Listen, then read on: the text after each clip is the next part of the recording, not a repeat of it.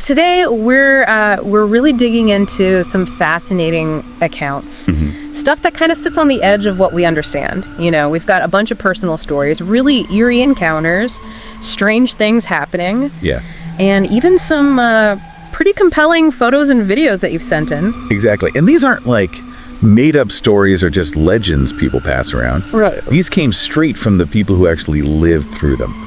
So our job today really is to unpack these experiences. Look at the detail. Yeah, look at the details, see what they might suggest about reality, I guess. Yeah. You share this stuff with us, and we're going to try and navigate through some of the surprising and sometimes pretty chilling bits. Okay, so if you're ready to explore some moments that genuinely sent shivers down people's spines, let's get into it. Let's do it. We're going to look at these stories one by one. And first up, we're starting in a classic spooky setting, a hospital. Ah, yes. Always a good place to start. So this first one is from SW. She worked with a friend in an old burns unit. This was in a hospital in Kentucky, UK hospital they called it, before it got remodeled into an ICU. Okay. Now this unit, it had 20 beds, but only 5 ICU rooms were actually being used. So at night, you only needed about 4 nurses. Right. Smaller staff. Exactly. But here's the thing. It was apparently a regular thing for all 4 nurses to hear and sometimes even see this apparition of a little boy. All 4 of them. All 4. And it gets weirder. Even patients would sometimes ask, who's that little boy standing near my bed? Wow. Patients too. That's significant. Yeah. And he wasn't just like standing there. Apparently he could be a bit mischievous. Oh, how so? Well, SW says he'd throw supplies off shelves in the supply closet. Huh.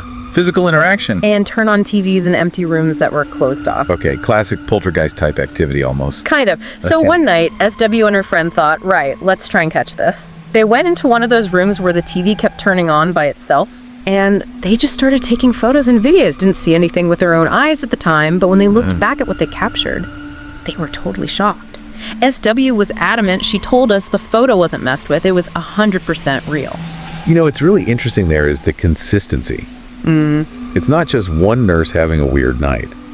It's multiple nurses over time, and patients who wouldn't necessarily know about the nurse's experiences. Right, they wouldn't be in on it. Exactly.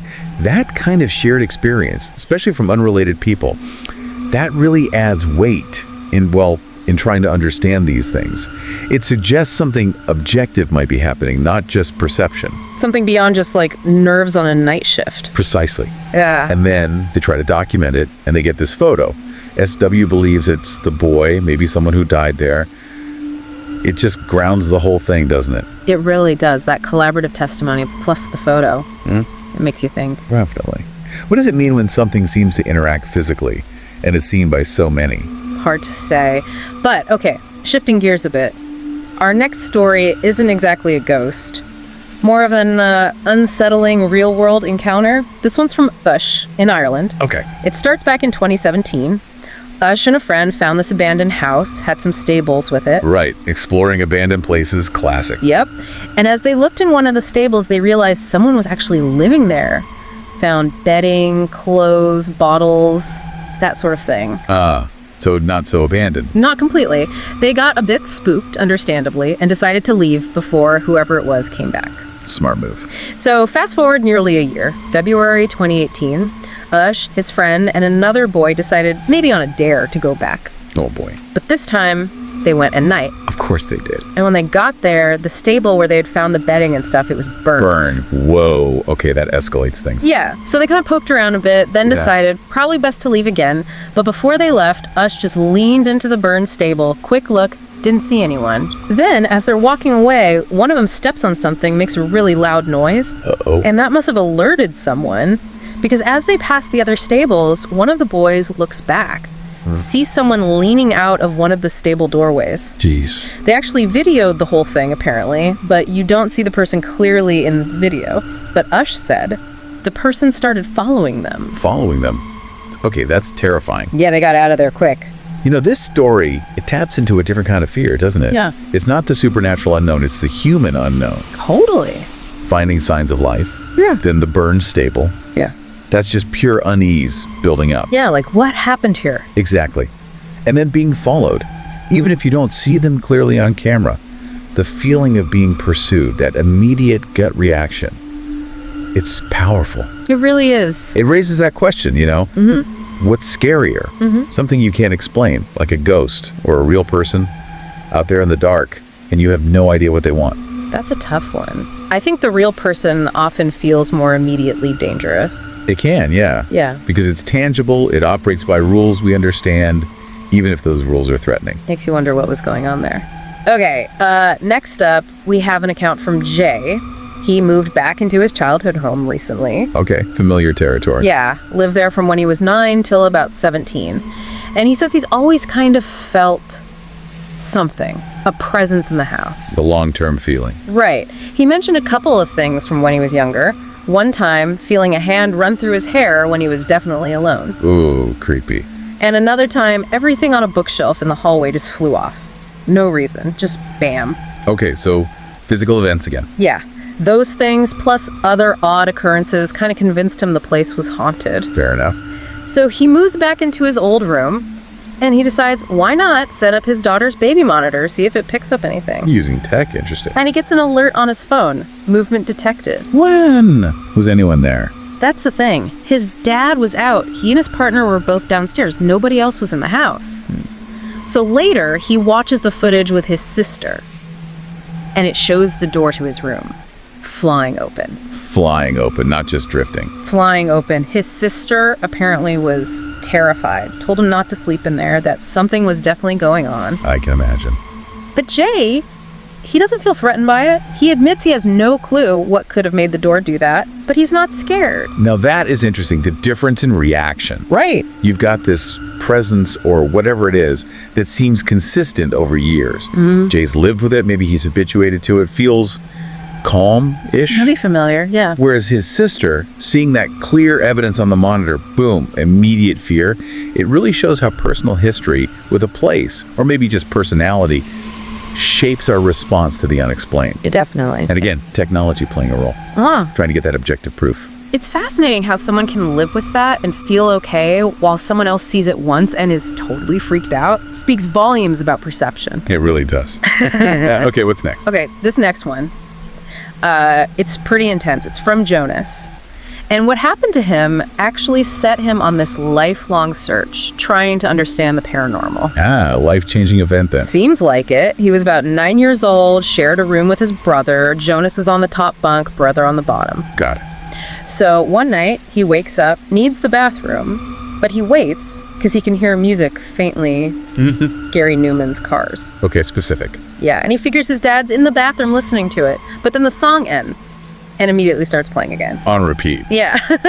Which was weird because his dad usually had like a whole playlist of random 80s stuff, not just one song over and over. This went on for maybe 40 minutes? 40 minutes of Cars on repeat. That's odd. Right. So Jonas goes upstairs to check.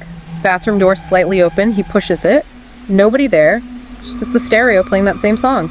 So he uses the bathroom, turns off the stereo, turns off the light, goes back to his room, and the song comes back on. Come on. Yeah. He was freaked out, woke up his dad to go turn it off for good. Okay, that's unsettling prelude number one. Exactly. Prelude. Because the next night, that's when it really happened. Right. Jonas wakes up again, needs the bathroom again, turns over, looks at his clock. It says 2 a.m. 2 a.m. Okay. He starts to get out of bed and just freezes.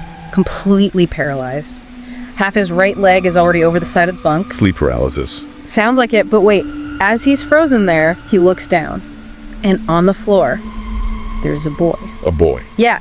Sitting curled up, like fetal position, holding his knees. Okay. And the description. Jonas says his skin was blue, but with this weird, kind of ominous glow, wearing what looked like a black bathrobe. Blue and glowing. Yeah. And the face, long face, but where the eyes should be, just two empty spaces, like deep voids, no real shape, no nose, no mouth, and he was shivering. Oh, that is incredibly specific and disturbing. He could hear his brother snoring below him, totally oblivious. Jonas is terrified, wants to scream, cry, but can't move. Frozen. Pure terror. Eventually, he manages to get some strength, pulls his leg back up onto the bed, and this startles the boy. It reacted. Yeah. The boy turns his head towards Jonas, but like in an unnatural way, and just stares at him. Jonas said he couldn't see eyes, but he knew they were there, you know. Yeah. that feeling of being watched. And this went on for what felt like hours. The creature just staring, Jonas unable to move or even breathe properly. Hours. That must have felt like an eternity. Absolutely. Eventually, the boy looks away. Jonas slowly pulls himself under the covers and just hides. Falls asleep eventually. And the next morning. Gone. The boy was gone. Wow. He told everyone, family, friends, and because he was so obviously terrified and his story was so clear, most people believed him. And even now, 19 years later, he says that image is crystal clear in his mind. You know, that experience, it has all the hallmarks of a classic and terrifying sleep paralysis episode. Right, the paralysis, the figure in the room. Exactly. Waking up, being frozen, the intense hallucinations, visual, sometimes auditory or tactile. These hypnagogic or hypnopompic hallucinations, they happen on the edge of sleep and waking, and they can feel incredibly, undeniably real. Like the blue skin, the voids for eyes. Very vivid details are common. While it's, medically understood as a phenomenon, that doesn't make the experience any less real or terrifying for the person going through it. No kidding. And whether you see it as purely biological or something else triggering it, the impact is undeniable. It changes you. Like Jonas, searching for answers ever since. It completely reshapes your view of what's possible. Even if it is sleep paralysis, that specific vision, the faceless, glowing boy, it's just bone-chilling. To carry that image for nearly 2 decades. It shows the power of the mind, or perhaps the power of experiences that defy easy categorization. Deeply profound. Okay, one more story for this deep dive. This one comes from Savannah, and it happened when she was really young, around 3. Very young, okay. Her paternal grandmother passed away, and the family got some of her things, including this beautiful antique white wooden dresser, handcrafted with a big mirror attached. An old piece of furniture, often featured in these stories. Yeah, it was huge, like 6 feet long, too big for Savannah's room, so it went into her mom's bedroom. Right. So a few years go by. Savannah's maybe 5 or 6 now. She didn't like sleeping alone, so she often ended up sleeping in her mom's bed. Common enough. One morning, she wakes up early. Her mom's still asleep. Savannah's an early bird, and her parents had taught her and her brother, check if the sun's up before getting out of bed. Good rule. So she gets out of bed, pulls back the curtain, sees daylight to get up. She starts to quietly sneak out of the bedroom. Okay. As she passes that big dresser mirror, she notices some photos her mom had tucked into the corner frame. Mm-hmm. And one picture catches her eye. It's of her, maybe 2 years old, dressed as Super Baby, standing on top of a deep freezer. Cute picture. She glances at her mom, still asleep. So Savannah carefully takes the photo out of the mirror frame. Right. And she's standing there, looking at this picture of herself, when her reflection in the mirror speaks to her. Her reflection spoke. Yes. According to Savannah, the reflection said, "Oh, I love that picture of us. Can I see it?" Whoa, okay, that's different. Savannah's stunned. Like, reflections can't talk, right? She's worried the voice will wake her mom. Understandably. But the reflection apparently says, "Don't worry, she can't hear me. It's okay. Let me see that picture." Like it read her mind. Seems like it. Savannah whispers, "How?" The reflection giggles and says, "Just put the picture up to the edge of the mirror." Uh-oh. Don't do it, kid Savannah. Well, she slowly holds the photo up to the edge of the glass. And the instant it touches the mirror, What?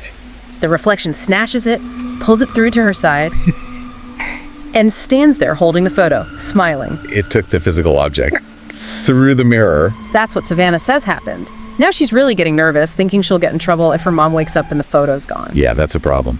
She asks the reflection to give it back. The reflection just giggles and says no. Cheeky reflection. Savannah threatens to wake her mom up. The reflection giggles again, says, "Go ahead, she will never believe you, and you will get into trouble, not me." And then the reflection turns and runs out of the room, like out of the mirror's view. Runs out of the room. Yeah. Inside the mirror. That's how she described it. So Savannah is left standing there, looking at the mirror, and her own reflection isn't there. No reflection at all. No reflection of her. The picture is gone. Everything else in the room is reflected normally, just her. Gone. Okay, that is deeply, deeply unsettling. She starts to cry, scared the mirror girl might come back, climb out somehow. She crawls back into bed next to her mom, pulls the covers over her head, and eventually falls back asleep. I don't blame her. When she wakes up later, she's afraid to look, but she does. And her reflection is back, normal, and the photograph. Let me guess. Back in the corner of the mirror frame, exactly where it was. Unbelievable. She was too scared to tell her parents, thought she'd get in trouble. But even at 6, she knew something was really wrong. She started avoiding looking in mirrors, especially making eye contact. That makes sense. Years later, she's trying to convince herself it was just a dream, a vivid dream.